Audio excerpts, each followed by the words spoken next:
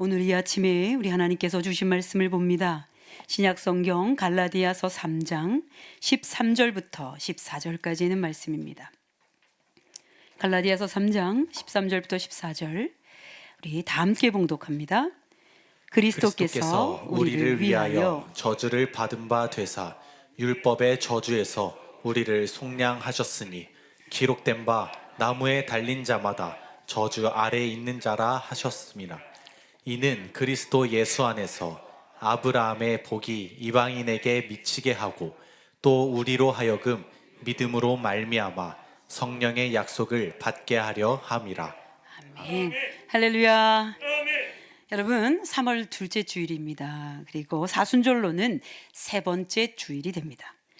사순절 기간은요, 예수 그리스도께서 이 땅에 오신 것, 그리고 오셔서 고난 받으시고 죽으시고 또 부활하신 그 기간 동안, 부활 이전까지지만 예수님께서 받으신 고난과 죽음을 묵상하면서 우리가 받은 그 사랑을 기억하며 지내는 기간입니다. 사실 매해마다 사순절을 맞이하죠. 그런데 기억하십시오. 우리가 그때 이 사순절을 정말 어떻게 보내고 있는지요. 실제로는 매해마다 연례적 행사처럼 여러분이 맞이하기 때문에 사순절의 의미도 모른 채 그냥 지나갈 수도 있지요. 목회자이기 때문에 이렇게 애가 타고 또 중요하게 여기는 사순절이지만 도대체 성도님들에게는 이 십자가 사랑이라는 것이 어떻게 삶에 적용이 될까? 그 부분이 생각도 염려도 또 여러 가지 궁금하기도 했습니다. 적어도 사순절만큼은 우리의 믿음의 기초를 다시 한번 되새기며 보낼 수 있는 기간이라고 생각될 때 우리 믿음의 근간을 이루는 십자가 그 사랑을 다시 한번 우리 삶에 적용하는 일, 그리고 삶에 지금 어떤 역할을 하고 있는지를 여러분 깨닫게 되는 그런 기간으로 보내시기를 주님의 이름으로 축복합니다. 아멘. 우리가 십자가 그 사랑을 받았거든요. 그 사랑을 제대로 알고 그리고 믿고 그리고 살게 되면 실제 믿음 가지고 사는 일이 이 땅에서 쉽지 않습니다. 믿지 않는 사람들이 훨씬 더 많기 때문이에요. 하지만 잘 견딜 수 있습니다. 그리고 성장하며 나갈 수 있어요. 일반 사회에서도 한 사람의 성장 과정 중에 충분한 사랑을 받고 자라면 그 사랑을 바탕으로 아주 건강한 관계를 이어갑니다. 그리고 건강한 삶을 살아갈 수 있습니다. 그 원리는 그리스도인이 가지고 있는 그 사랑과도 같이 적용됩니다. 그리스도인들이 예수 그리스도의 십자가 사랑을 알고 잘 믿고 잘 살아갈 수만 있다면 믿음 가지고 못할 일이 없기 때문입니다. 그 사랑은 하나님께서 예수 그리스도를 통해 우리에게 주신 사랑입니다. 우리는 그 사랑을 이렇게 불러봅니다. 십자가 그 사랑. 이 사랑은 예수님께서 지신 십자가를 통해 우리 온 인류에게 보여주신 사랑이며 그 십자가를 통해 받은 죄의 대속의 은혜로서 우리를 제대로 자유롭게 할 수 있는 사랑입니다. 그러므로 그 사랑을 제대로 알게 되면 우리는 자유로울 수 있으며 평화로울 수 있으며 더욱이 믿음의 저력을 드러낼 수 있습니다. 이 사랑은 이미 2000년 전에 우리에게 허락된 사랑입니다. 여러분, 이렇게 고백해 봅니다. 우리가 그 사랑을 받았습니다. 우리가 그 사랑을 받았습니다. 우리 옆에 낯선 사람이 앉았더라도 이렇게 인사하면 좋겠습니다. 우리가 그 사랑을 받았습니다. 우리가 그 사랑을 받았습니다. 아멘. 그 사랑을 다시 정리해 보겠습니다. 그 사랑은 하나님이 우리에게 주신 사랑이며 십자가 대속의 은총으로 허락하신 큰 은혜입니다. 실제 우리 그리스도인들이 받은 사랑은 완전하신 하나님이 사랑하시는 사랑이기 때문에 그 사랑을 진짜 알게 되면 우리를 온전하게 하고 회복시키고 복되게 합니다. 그리고 그 사랑은 하나님과의 관계에서부터 시작된다는 것을 알 수 있습니다. 십자가 그 사랑이 가장 기본적으로 하나님과의 관계에서 시작된다는 것, 그 사실을 여러분은 알고 계셔야 합니다. 하나님과의 관계에서 시작된다는 말은 하나님을 배제하고 생각할 수는 없다는 말입니다. 적어도 사랑은 일방적으로 할 수 있는 어떤 태도가 아닙니다. 물론 하나님을 알지 못한 인류는 하나님이 짝사랑하듯 그렇게 내버려 두기도 했었습니다. 그러나 상대가 있지요. 그와 그가 있어야 사랑이 되는 거지요. 상대가 있어 그와 내가 상호적으로 교류할 수 있는 삶의 태도가 사랑입니다.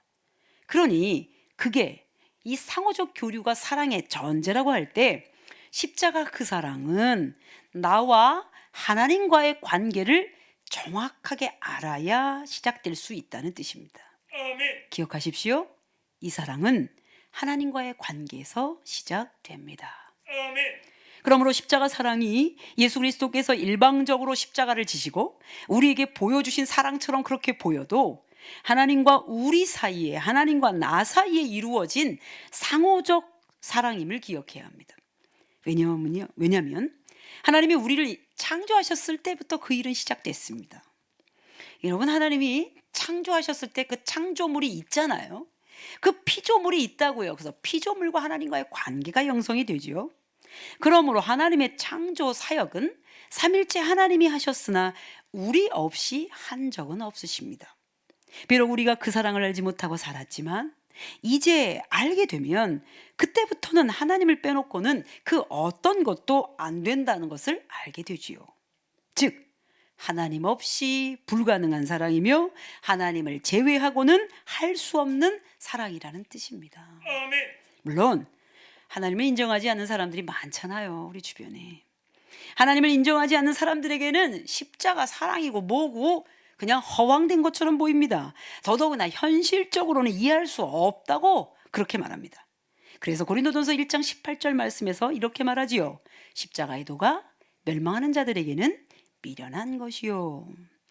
미련해 보이지요. 아니 무슨 십자가가 우리 인류의 죄를 대속해? 무슨 그런 말을 해? 이렇게 나올 거예요. 이해할 수 없으니 수용할 수도 없습니다. 그러나 하나님과 우리 사이에는 떨어질래야 떨어질 수 없는 하나님의 사랑이라는 이 상호적 관계가 이미 창조 때부터 있었기 때문에 우리는 하나님으로부터 시작된다는 것을 우리는 인정할 수밖에 없습니다.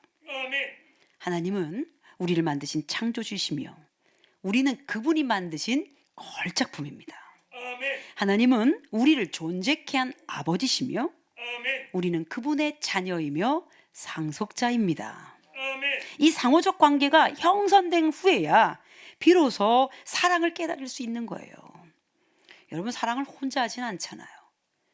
둘 이상 그와 그 사이에 일어날 수 있는 일들이라는 것을 다시 인간적으로 생각해 본다면 하나님 그분이 계시고 내가 있는 겁니다. 십자가 사랑은 그러므로 하나님께서 우리를 위하여 시작하신 사랑이죠.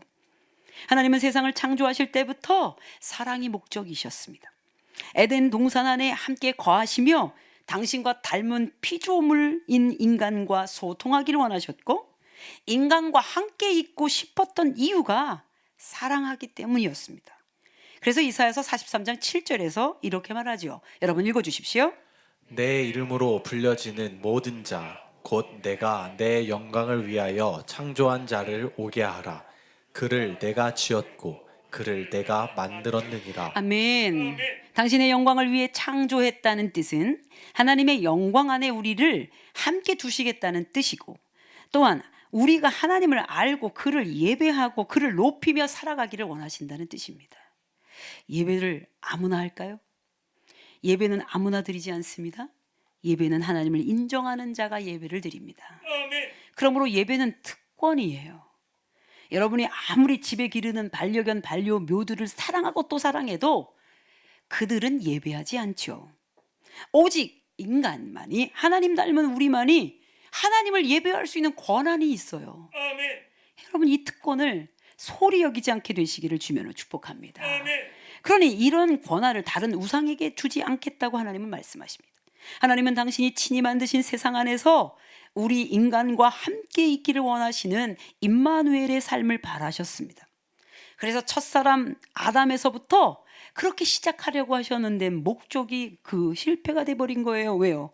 아담이 죄를 짓기 시작하죠. 그렇게 해서 하나님과 떨어지게 되었습니다. 하나님이 우리의 생명의 이유였는데 그분과 분리되게 되니 사는 것이 다 지옥입니다. 하나님이 사람을 자기 형상대로 창조하시면서 그들에게 주신 복을 보면 우린 더 잘 알 수 있습니다. 창세기 1장 27절부터 28절도 읽어주십니다. 하나님이 자기 형상 곧 하나님의 형상대로 사람을 창조하시되 남자와 여자를 창조하시고 하나님이 그들에게 복을 주시며 하나님이 그들에게 이르시되 생육하고 번성하여 땅에 충만하라 땅을 정복하라 바다의 물고기와 하늘의 새와 땅에 움직이는 모든 생물을 다스리라 하시니라. 아멘. 하나님이 당신과 함께 사람을 만드신 후에 그들에게 복을 주시죠. 그 복은 원래 하나님이 쓰셨던 권한이셨어요. 땅을 정복하고 피조물들을 다스리는 복입니다. 여러분, 사랑하지 않으면 줄 수 없는 권한입니다. 자녀 삼으신 사람에게 주시는 아버지의 권한 위임입니다. 더욱이 구약 곳곳에서 하나님은 야, 내가 너와 함께 있어. 두려워하지 마. 놀라지 마. 여러분, 이사야서 41장 10절입니다. 두려워하지 말라.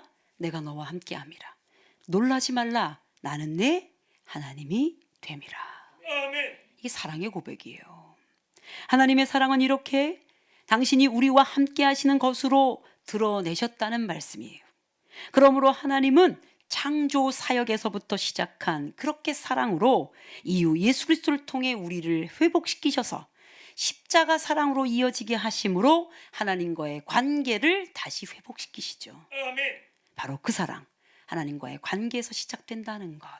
여러분, 첫 번째로 기억하셔야 될 말씀입니다. 이제 두 번째. 그런데 하나님과의 관계에서 시작된 사랑의 문제가 발생했습니다. 하나님과의 관계에 균열이 생기기 시작한 거죠. 첫사람 아담의 죄가 하나님과 인간 사이에 균열을 내었습니다. 하나님과 인간 사이에 죄가 끼어들어가 하나님과 가까웠던 우리가 거리가 나기 시작합니다. 그리고 하나님을 떠나 살게 되는 거예요. 첫사람 아담은 하나님과 함께 있을 때는 행복하고 평화로웠는데 죄를 지음과 동시에 하나님의 눈을 피하여 숨게 됩니다. 여러분, 우리들도 나타나는 현상이에요. 그 마음 안에 다른 게 있으면 눈을 못 봐요. 그리고 미워하면 더 그 자리에 있지 않습니다. 웬만하면 몸을 숨기지요. 그리고 눈을 피하지요. 이 아담도 죄를 짓자마자 몸을 피합니다. 참 어리석은 존재입니다. 하나님 앞에 숨을 장소는 없거든요. 그러니 결국 그들은 에덴 동산에서 쫓겨날 수밖에 없었습니다. 에덴이라고 하는 것은 하나님이 함께하는 공간의 상징적 의미라고 할 때 그가 에덴에서 쫓겨남으로 인하여 하나님과 분리되었다는 것을 알려줍니다. 창세기 3장 23절입니다. 여호와 하나님이 에덴의 동산에서 그를 내보내요. 24절 앞부분입니다. 이같이 하나님이 그 사람을 쫓아내시고 함께했던 에덴에서 나가게 한 거죠. 분리된 거죠. 이후 이들은 하나님을 떠나 점점 생명에서 멀어집니다. 그리고 고난받고 고통받으며 죽어갑니다. 이 모든 분리를 죄악이 이룬 일인 거죠. 이사야서 59장 2절입니다. 중요한 구절입니다. 같이 읽겠습니다. 오직 너희 죄악이 너희와 너희 하나님 사이를 갈라놓았고 너희 죄가 그의 얼굴을 가리어서 너희에게서 듣지 않으시게 함이니라. 온 우주의 주관자이신 하나님은 죄를 다스릴 수 있는 분이시지만 죄를 용납하는 분은 아니십니다. 제일 싫어하는 게 죄예요. 여러분, 우리가 죄를 지금 가볍게 여기는 어떤 풍토처럼 문화적 환경이나 이런 사회적 환경에 있지만 이 죄는 무서운 거예요. 왜냐? 하나님이 제일 싫어하는 것. 그리고 반드시 그 형벌의 문제를 물으시는 것. 죄는 하나님과 함께 할 수 없기 때문에 여러분, 이런 도식으로 설명할 수 있습니다. 죄는 하나님과 우리 사이를 갈라놓는 것. 분리. 하나님과 분리되는 것은 곧 죽음이라는 얘기입니다. 죄는 하나님과 우리 사이를 갈라놓았습니다. 또한 그 죄를 도구로 삼아 마귀는 하나님을 대적하게 합니다. 이것이 마귀의 일인데 그렇게 하나님과 분리되게 되면 관계적 단절이 일어나고 결국은 죽음을 맞이하게 되고 영원한 형벌인 지옥의 권세 아래 있게 되죠. 그러니 이대로 두면 하나님과 떨어져서 지옥 인생을 살아야 된다는 얘기예요. 저는 이제 여러분 지옥 그리고 천국 이렇게 이해할 때 여러분이 심판받아 죽어서 가는 곳으로만 생각할 때에 오게 되는 신학적 오류가 있습니다. 이미 천국은 구원받은 자에게 이미 이루어져 이 땅에서 사는 날에도 지옥 같은 세상에 살지만 천국을 가지고 사는 거예요. 그러나 하나님과 분리되고 나면 여러분 죽어서 가기도 전에 지옥 인생을 살아요. 죽을 것 같잖아요, 여러분. 그러니 여러분 하나님과의 관계를 회복하는 일이 사는 길이에요. 사랑하는 그리스도인들이요, 여러분이 예수 믿고 구원 받았음에도 불구하고 매일매일이 지옥 같다면 이건 문제예요. 그 지옥 같은 모든 환경들이 분명히 있겠지만 여러분 잘 보셔야 돼요. 내가 받은 십자가 사랑이 여러분 이것이 강력하기 때문에 나와 하나님과의 관계 단절됐던 죄를 해결하는 것, 뒤에서 말씀드리겠지만 이 관계가 회복되고 나면 이 지옥 같은 인생에 대한 신앙적 결단들이 여러분 우리들이 있게 된단 말입니다. 여러분 절 따라합니다. 하나님과의 관계가 회복되어야 삽니다. 회복되어야 삽니다. 죄의 결국은, 죄의 마지막은 죽음과 영원한 형벌 그리고 지옥입니다. 로마서 6장 23절에서 말합니다. 죄의 삭은 사망이요. 하나님과 분리되는 모든 것은 사망의 결과를 낳습니다. 사망은 곧 죄가 가져다주는 결과값이기 때문입니다. 죄를 해결하지 않은 채 받는 삭은 영원한 죽음이요 영원한 형벌입니다. 아담이 죄로 말미암아 에덴 동산에서 쫓겨나 살면서부터 무슨 일이 일어났습니까? 모든 것이 죽음하고 연결되어 있습니다. 그의 자녀였던 가인과 아벨이 여러분 큰형 가인에 의하여 아들끼리 싸움이 나서 결국 가인의 손에 아들 하나가 죽습니다. 이렇게 시작된 일은 결국은 하나님과의 분리로 죽음으로 귀결된다는 뜻이에요. 모든 인류는 이렇게 해서 하나님의 영광에 이르지 못합니다. 로마서 3장 23절 읽겠습니다. 모든 사람이 죄를 범하였음에 하나님의 영광에 이르지 못하더니. 그러니 이 죄를 범하면 하나님의 영광에 이르지 못한다는 뜻은요, 이 죄가 해결이 되지 않으면 하나님의 영광의 자리, 생명의 자리를 못 나간다는 뜻이에요. 그냥 계속 질병과 싸우고 죽음과 싸우고 여러분 온갖 죽음을 부르는 모든 상황 안에 여러분 지옥 같은 삶을 산다는 뜻입니다. 그러므로 죄를 짓게 되잖아요. 마귀에게 속합니다. 요한일서 3장 8절도 읽어주십시오. 죄를 짓는 자는 마귀에게 속하나니 마귀는 처음부터 범죄함이라. 마귀는 생명의 영이신 하나님을 대적하여 맞서는 자니 그의 모든 목표는 죽음에 있습니다. 또한 그의 죄의 속성은 마귀에게 속하여 마귀의 일을 하게 하니 다 죽이고 죽습니다. 여러분 최근 캄보디아 사태, 여러분 경악을 금치 못했죠? 어떻게 우리 청년들이 캄보디아에 가서 우리 대국민 사기를 치냐고요. 그것도 1, 2천도 아니고 몇십억씩 몇백억씩. 어떻게 이런 일이 생겨요? 더 기가 막힌 건 거기 부부 사기단이 있는 거 보셨죠? 젊은 부부들이 정말 그렇게 살기 시작하면 어떻게 살아납니까? 성경적으로 보면 이미 그들은 죄로 인해 마귀에게 사로잡힌 자들입니다. 그래서 죄가 무엇인지 분별할 수 없습니다. 감각도 없으니 그렇게 살다가 죽게 될 겁니다. 그리고 그의 결국들은 뻔합니다. 하나님은 죄에 대해 엄격하신 공의의 하나님이시기 때문에 그 죄에 대한 대가는 반드시 치르게 하십니다. 그러니 공의의 하나님 앞에 죄는 꼼짝도 못하는 거예요. 사실 우리 사회에 있는 사법적 절차들을 봅니다. 합의된 법 테두리 안에서 결정하는 일이지만 가끔 생각합니다. 아니 죄인이 죄인을 벌하네? 죄인이 죄인을 다스리네? 영적으로 볼까요? 죄인은 죄인을 다스릴 수 없습니다. 그러므로 공의의 하나님은 우리의 죄를 해결하시기 위해 예수 그리스도를 보내주심으로 마귀의 일을 멸하시고자 하셨습니다. 요한일서 3장 8절 뒷부분입니다. 하나님의 아들이 나타나신 것은 마귀의 일을 멸하러 하심이라. 마귀의 일을 멸한다는 뜻은요, 죽음에서 우리를 건진다는 뜻입니다. 마귀의 일을 멸할 수 있는 유일한 권세는 하나님의 아들 예수 그리스도께 있습니다. 그러므로 우리가 하나님과의 관계를 온전하게 회복되는 길을 선택해야 합니다. 그것이 십자가예요, 여러분. 십자가를 지신 우리 주 예수 그리스도의 그 십자가 사랑이 우리 죄를 해결하여 주 앞에 나아가게 합니다. 그러니 하나님의 공의를 여러분 해결하는 일입니다. 그러므로 세 번째, 그 십자가는 우리 죄를 대신하는, 즉 하나님의 공의를 만족시키는 것입니다. 그러므로 이제 하나님과 우리 사이에 단절된 그 모든 죄로 인하여 생긴 이 분리는 우리 죄인 스스로가 그것을 해결할 수 없으므로 죄 없으신 예수님께서 이 땅에 오셔서 십자가 지심으로 우리 대신 그 죄를 해결하셨습니다.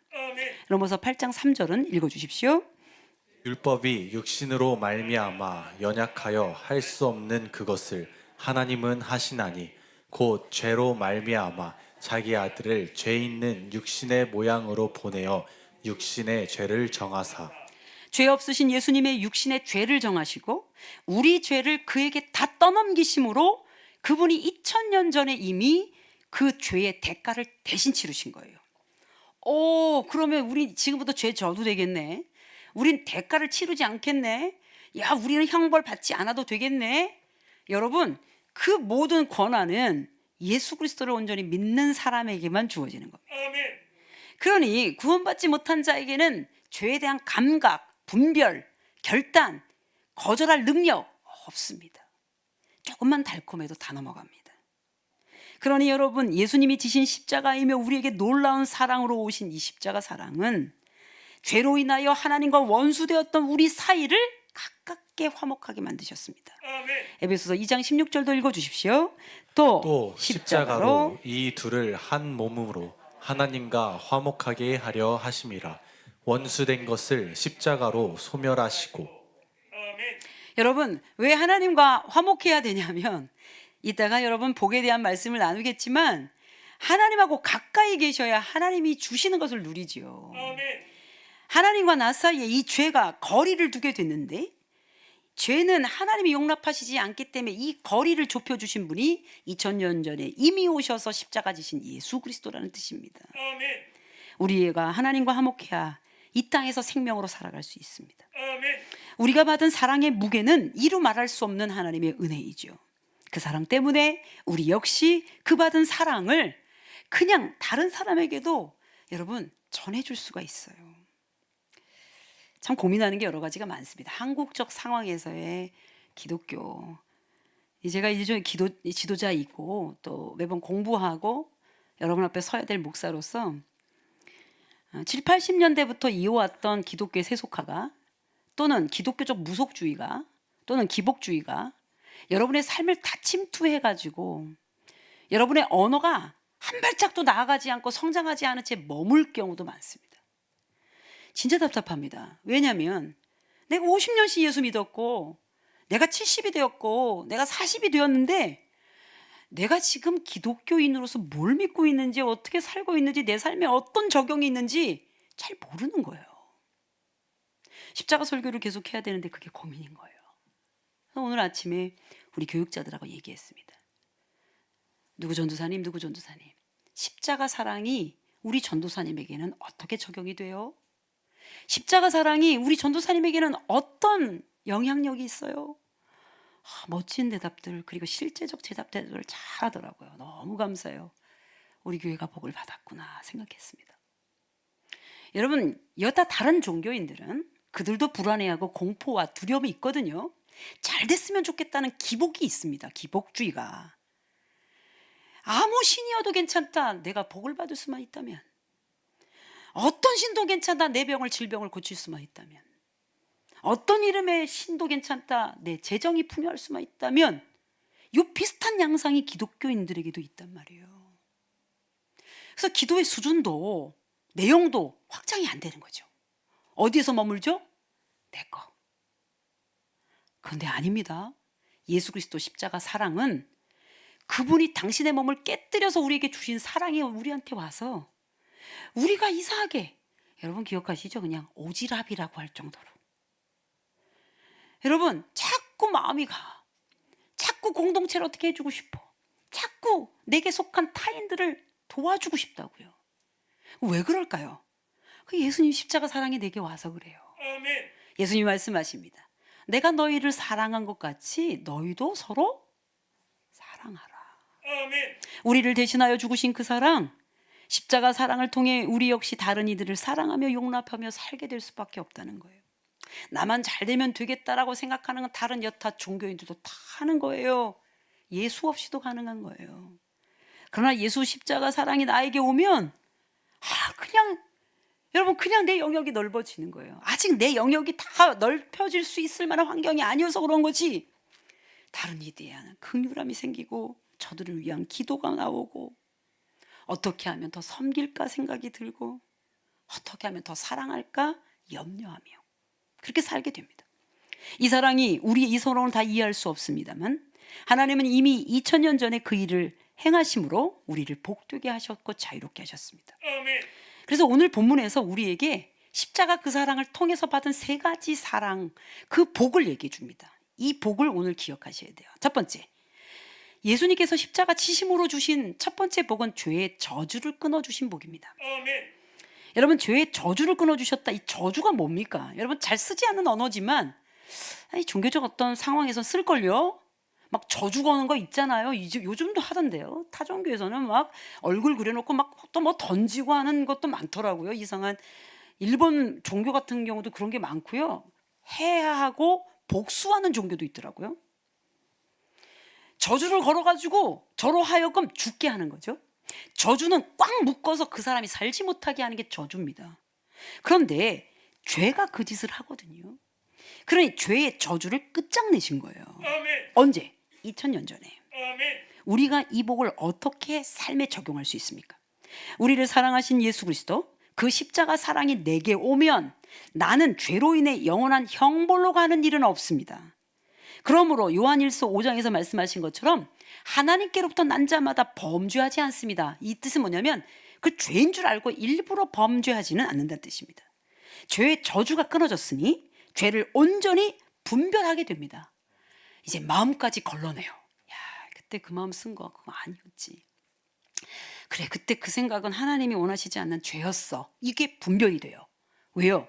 죄의 저주가 끊어져 구원받은 자는 죄가 우리를 흔들고 다니지 못하게 하는 능력이 생기거든요. 한번 죽는 육체의 죽음이야 모든 사람이 다 당합니다. 그러나 그 죄로 인하여 영원히 죽는 지옥의 형벌은 여러분 구원받은 자는 당하지 않아도 됩니다. 오늘 본문을 읽습니다. 13절입니다. 읽겠습니다. 그리스도께서 우리를 위하여 저주를 받은 바 되사 율법의 저주에서 우리를 속량하셨으니 기록된 바 나무에 달린 자마다 저주 아래 있는 자라 하였음이니라. 기억하십시오. 우리를 지옥으로 끌고 다니면서 죽을 것 같이 만들고 결국 죽게 만드는 죄의 저주는 2000년 전에 이미 끊어졌습니다. 여러분 저를 따라합니다. 죄의 저주가 끊어졌습니다. 죄의 저주가 끊어졌습니다. 그러므로 죄를 정확하게 분별하고 성령님께서 인도하시는 대로 죄를 거절할 능력도 우리에게 주실 것입니다. 여러분 죄의 저주가 끊어진 이 복, 이것이 십자가 사랑에 나타난다는 것. 이 복을 누리시게 되기를 주면은 축복합니다. 두 번째는 하나님의 자녀가 되는 복입니다.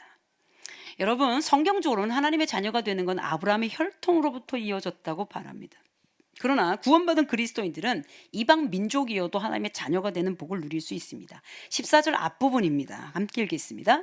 이는 그리스도 예수 안에서 아브라함의 복이 이방인에게 미치게 하고. 여기 아브라함의 복이 하나님 자녀가 되는 복입니다. 여러분 저를 따라합니다. 나는 하나님의 자녀입니다. 하나님의 자녀입니다. 하나님이 주시는 상속의 복을 받고 누립니다. 상속의 복을 받고 누립니다. 저는 여러분에게 당당하게 간증할 수 있습니다. 저는 도시 빈민으로 태어나서 평생 도시 빈민으로 살았습니다. 우리 한국적 사회에서 도시 빈민으로 살다가 갑자기 부자가 되기는 쉽지 않습니다. 부모들이 가난했고 또 이어지는 자녀들이 사느라 애를 썼죠. 여러분 그러나 제가 가장 많이 혜택받은 거는 내가 하나님 자녀가 되는 복을 누리며 산 것이 가장 큰 복 중에 하나입니다. 바라긴 여러분이 그 복을 같이 누리게 되기를 바랍니다. 여러분의 환경하고 출신하고 상관없어요. 그거 빨리 빠져나오셔야 돼요. 그렇지 않으면 되를 물려요. 그 어머니 아버지 환경에서 애들이 그대로 답습하고요. 그대로 이어져요. 그게 건강치 않은 부여도 마찬가지입니다. 아무리 부를 누린다고 할지라도 그게 사는 게 아닐 수 있을 텐데 그분들은 모르고 있죠. 그러니 사랑하는 여러분, 하나님의 자녀가 되는 복을 십자가 그 사랑으로부터 우리가 받았어요. 이제 세 번째, 성령의 약속을 받았습니다. 여러분 14절 뒷부분입니다. 같이 읽겠습니다. 또 우리로 하여금 믿음으로 말미암아 성령의 약속을 받게 하려 함이라. 이 복도 너무 멋집니다. 성령의 약속이란 성령 하나님이 우리에게 약속하신 거거든요. 예수님께서 이 땅에 오셔서 2000년 전에 우리 죄를 다 짊어지시고 십자가로 그 형벌을 대가를 다 받으시고 이제 하늘로 오르셨습니다. 그리고는 우리에게 보내주신 하나님 보혜사 성령입니다. 그 성령님이 이전부터 말씀하신 하나님의 말씀을 우리에게 가르쳐 주시고 우리의 갈 길을 인도해 주시고 아직 일어나지 않은 장래 일도 말씀해 주신다는 거예요. 그래서 영적 세계는 여러분 예언 많이 하잖아요. 그거 종교적 세계는 다 있어요. 그런데 우리 기독교적 세계 안에도 실제로 성령께서 장래 일을 우리에게 알려주십니다. 그러니 성령께서 그렇게 약속하셔서 우리가 성령의 인도함을 받을 수 있는 복, 여러분 이 복을 누리게 되시기를 주님으로 축복합니다. 여러분에게 다시 한번 묻습니다. 십자가 그 사랑 여러분에게 있습니까? 이 사랑은 죄의 저주를 끊고 죄를 분별하게 하고요. 그리고 하나님의 자녀가 돼서 이 땅에서 누리지 못했지만 하나님으로부터 누려야 될 만한 상속의 복을 누립니다. 더더욱이나 성령님이 이미 우리에게 약속하신 바대로 우리를 매일 인도하시게 됩니다. 그래서 여러분 매일매일 그냥 주어진 대로 뭐 되는 대로 사는 게 아니라 우리 안에 이미 계신, 여러분 저를 따릅니다. 내 안에 하나님이 계십니다. 하나님이 계십니다. 예수님이 사십니다. 예수님이 사십니다. 성령님이 거하십니다. 성령님이 거하십니다. 내 안에 하나님 계셔, 내 안에 예수님 계셔.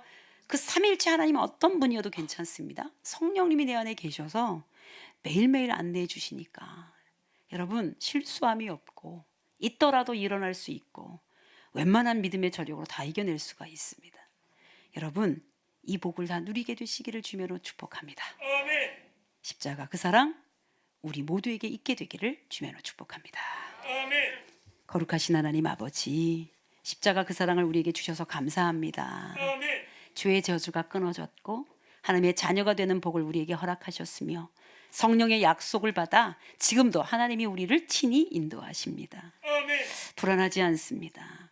자유롭고 평안합니다.